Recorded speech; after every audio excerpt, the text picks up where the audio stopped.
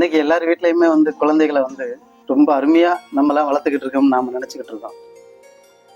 நாம வளர்க்குற இந்த வளர்ப்பல்ல குழந்தைகளோட தேவை, குழந்தைகளுக்கான எதிர்காலம்டா என்னன்னு தெரியாம இன்னைக்கு அதுகளுக்கு தனக்குத்தானே கைக்குள்ள அடங்கி இருக்கிற அந்த ஒரு ஆண்ட்ராய்டு போனு தான் உலகம் நினைச்சு நம்பிக்கிட்டு குருட்டுத்தனமான நம்பிக்கைய நம்ம பெத்த தாய் தாப்பனும் விதைச்சு விதைச்சு விதைச்சு அந்த கையில, அந்த குழந்தை கையில அந்த ஆண்ட்ராய்டு போனை கொடுத்து இன்னைக்கு அதோட புத்தியை யோசிக்க விடாம இன்னைக்கு ஒரு அதோட வாழ்க்கையவே சூன்யமா மாத்துற நிலைமையை தான் இன்னைக்கு இந்த குழந்தைகளோட வளர்ப்பு நம்ம கொண்டு வந்துட்டு இருக்கோம்.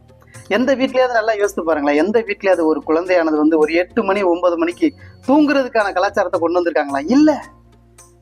ஏன்னா ஒரு குழந்தை குறைஞ்சபட்சம் 8 இருந்து 9 மணி நேரமாவது நல்லபடியா உறங்குனா அதோட வாழ்நாள் நீடும். நாம மட்டும் 65 வருஷம் 80 வருஷம் 100 வருஷம் வாழணும்னு ஆசைப்பட்டுட்டு நம்ம பிள்ளைகளை 35 வருஷம் 40 வருஷம் வாழ்றதுக்கு நாமளே இன்னைக்கு செடியை நட்டு திரும்பி திரும்பி புடுங்கி வைக்கிறது மாதிரியா தான் இன்னைக்கு கையில ஒரு ஆண்ட்ராய்டு போனை கையில கொடுத்து இன்னைக்கு அந்த பிள்ளைகளோட வாழ்க்கையவே சூன்யமாக்கி வாழ்ற அந்த ஒரு தாய் தகப்பனோட நெறிமுறைகளை மாத்தணும்டா இனி வரும் காலங்கள்ல உள்ள தலைமுறைய நம்ம மிகப்பெரிய அளவுல ஒரு பிரமாதமா நம்ம மாற்றி அமைக்க முடியும். ஏன்னா இயற்கையான சூழல்கள்ல குழந்தைகளை இழுத்துட்டு போங்க, அதிகமான ஒரு கதைகள் பேசுங்க, பல பழமைகளை பத்தி பேசுங்க, புதுமைகளை பத்தி பேசுங்க.